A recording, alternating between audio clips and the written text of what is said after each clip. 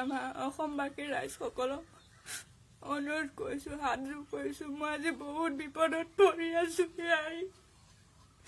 মই মানুহজনৰ লগত যি কেৰেলালৈ আহিছিলোঁ, দুটাকে পোৱালি লৈ পেলাই। আজি 2 বছৰ হ'ল কেৰেলাতে ভালে চলি আছিলোঁ।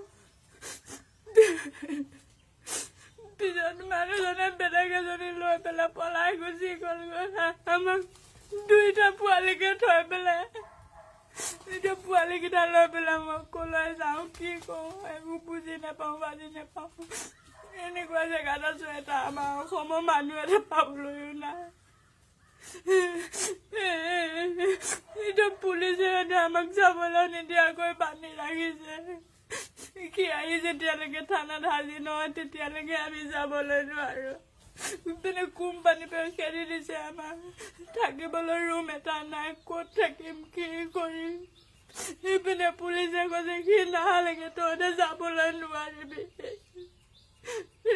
কেতিয়া আহিব, কেতিয়া আমি যাম, আমাক সহায় কৰক।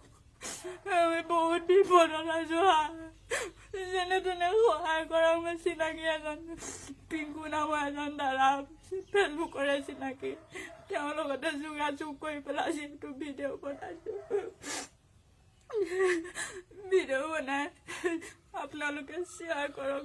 ভালকৈ ক'বলৈও নাজানো, তথাপিও যিখিনি কৈছোঁ সেইকেইটাতে সহায় কৰক। সহায় বিচাৰিছোঁ। ক'লৈ যাম, আমি কি কৰিম তাৰ ঠিক নাই।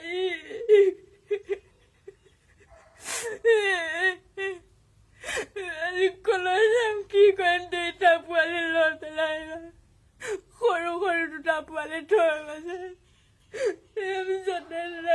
নকওঁ খালি আহি যেনে তেনে আমাক অসম পোৱাই দিয়ক।